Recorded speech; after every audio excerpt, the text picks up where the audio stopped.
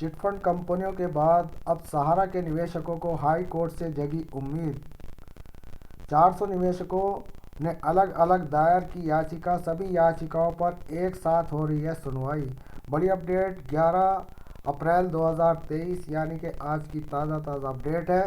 दोस्तों, जैसे कि आप जानते हैं कि सहारा सोसाइटी का पैसा अब निवेशकों को मिलने की पूरी उम्मीद है, क्योंकि 5,000 करोड़ रुपया जो गृह मंत्री अमित शाह द्वारा जारी किया गया है वो पैसा सभी निवेशकों को मिल जाएगा। और साथ के साथ बैंड एक्ट 2019 के तहत सभी राज्य सरकारें निवेशकों के पैसे देने की, चाहे वो कोई सी भी कंपनी हो, वो सब कंपनियों का पैसा देने की अलग अलग राज्य सरकारों ने तहसील प्रोसीजर के माध्यम से पैसे देने की उम्मीद जगाई है, जिसके तहत सभी निवेशकों का पैसा मिलने की एक बड़ी उम्मीद जगी है। तहसील परिसर में बैंड एक्ट 2019 के तहत फार्म भी भरे जा रहे हैं और पैसे मिलने की प्रक्रिया भी शुरू होने वाली है, क्योंकि 2024 का इलेक्शन 2023 में सेटल किया जा रहा है और सभी राज्यों की सरकारें चाह रही हैं कि हम निवेशकों को पैसा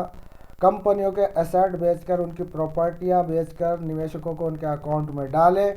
लेकिन दोस्तों, कहीं कहीं इन कंपनियों की प्रॉपर्टी नहीं है, यानी कि जिन राज्यों में इन कंपनियों की प्रॉपर्टी नहीं है तो उन निवेशकों को किस तरीके से पैसा मिलेगा।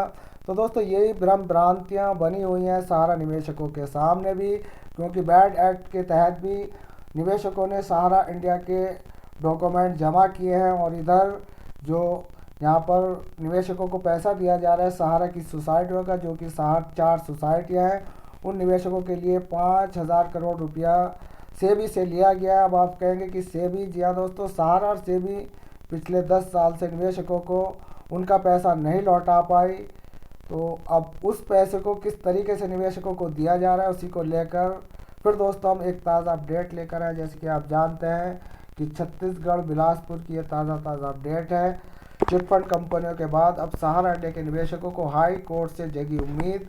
पूरी अपडेट क्या है, चलिए दोस्तों शुरू करते हैं। और आपसे अनुरोध है कि चैनल पर बने रहें ताकि आपको पूरी अपडेट पता चल सके, क्योंकि दोस्तों पैसा मिलने के प्रोसीजर अलग अलग है, कोई धुरा एक दूसरे धुरे से नहीं मिल पा रहा।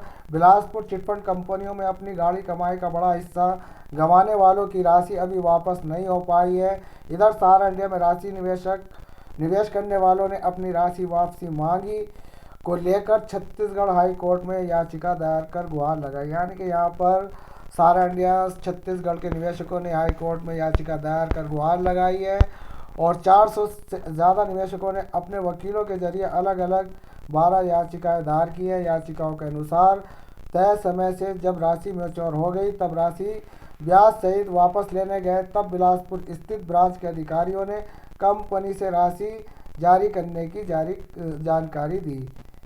तो दोस्तों, ये आगे खबर हमारे पास ये है कि याचिका के अनुसार सहारा इंडिया के अफसरों ने दोबारा जमा राशि को उसी स्कीम के तहत जमा करने की बात कही।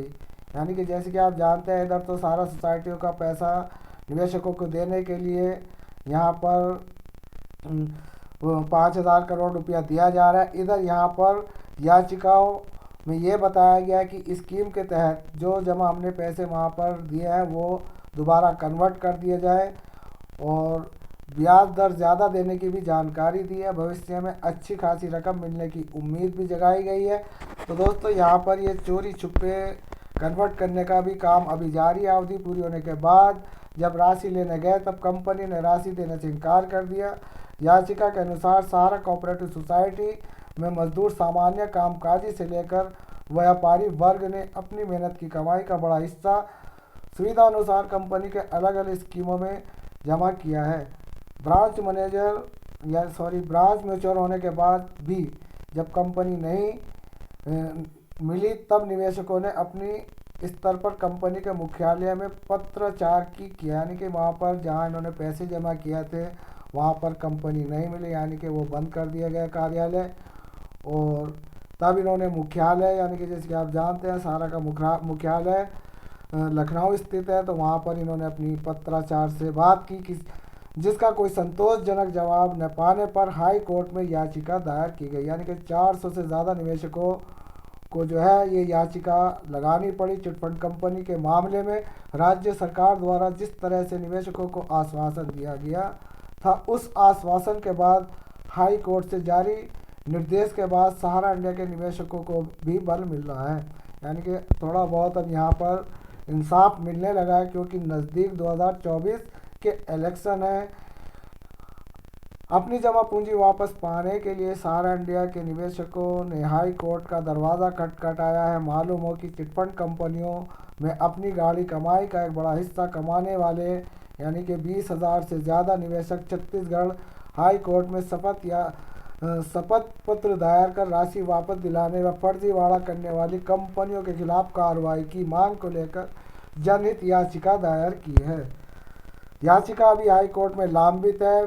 बीती सुनवाई के दौरान राज्य सरकार की ओर से महाअधिवक्ता कार्यालय के विधि अधिकारियों ने हाई कोर्ट के समक्ष जवाब में बताया था कि जिन जिन जिलों में चिटफंड कंपनियों की अचल संपत्ति है, उनकी नीलामी में जो राशि वापस हो रही है, निवेशकों को लौटाई जा रही है। राजनांदगांव में राज्य शासन ने इसकी शुरुआत कर दी है। अलग अलग जिलों में चिटफंड कंपनियों की अचल संपत्ति के संबंध में राज्य शासन के द्वारा जानकारी भी जुटाई जा रही है। दोस्तों, खुफिया जानकारी भी जुटाई जा रही है, जिसमें कंपनियों की ज़मीनों को, प्रॉपर्टी को बताने वालों को लिए वहां पर इनाम भी मिलने की घोषणा की गई है, जो मैं अपनी पिछली वीडियो के माध्यम से अवगत करा चुका हूं कि इन कंपनियों की जहां जहां प्रॉपर्टी है वो जो है बताने का उनको इनाम मिलेगा, चाहे वो कोई भी कंपनी हो, सहारा हो, चिटफंड हो, कल्पतरू हो, बाइक बोर्ड, अदर जितनी भी 300 राष्ट्रीय कंपनी यहाँ पर बंद की गई हैं, उनकी प्रॉपर्टी जो चोरी छिपे बिक रही है उसको बिकने से रोकना और उस प्रॉपर्टी को बताने पर यहाँ पर इनाम दिया जा रहा है। इसी कड़ी में बिलासपुर ज़िले में 25 लाख हज़ार निवेशकों के आवेदन मंगाए गए थे।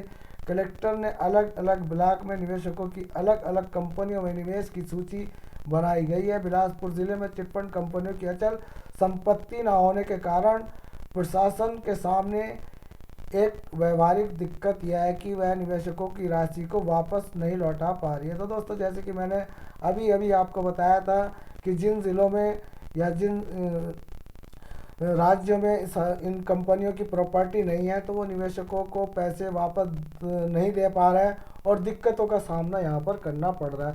तो दोस्तों, ये इस वक्त जो यहाँ पर हमारे पास अपडेट आ रही हैं, चाहे वो सहारा कंपनी की हो या अदर जिस भी कंपनी की हो, तो सीधे तरीके से पैसा निवेशकों तक नहीं पहुँच पा रहा। और जैसे कि आप जानते हैं कि इलेक्शन 2024 में होने वाले हैं और उसी को लेकर थोड़ी थोड़ी यहाँ पर कार्रवाइयाँ अपना रुख ले रही हैं, चाहे सुप्रीम कोर्ट की कार्रवाई हो या फिर राज्य सरकारों की हो या केंद्रीय सरकार की हो या गृह मंत्री अमित शाह, जो अब कुंभकर्ण की नींद जो सो रहे थे अब वो जागे हैं, जो कि उन्होंने फिर एक ऐलान किया है कि वो 86 करोड़ रुपया निवेशकों को बांटेंगे। तो दोस्तों, अभी तो यहाँ पर नेता वाले वादे और इरादे हैं, जाट मरा जब जानियो जब तेर भी हो जाए, यानी कि भाई साहब पैसा जब आपके अकाउंट में आए जब ही समझिए कि आपका पैसा मिल गया। नहीं तो 10 साल से सेबी और सहारा विवाद में सभी निवेशकों को इस वक्त परेशान कर रखा था। तो देखते हैं आगे क्या अपडेट आती है। दोस्तों, मिलते हैं फिर किसी नेक्स्ट न्यू अपडेट में, तब तक के लिए यूएस खान को दे इजाज़त। धन्यवाद। जय हिंद, जय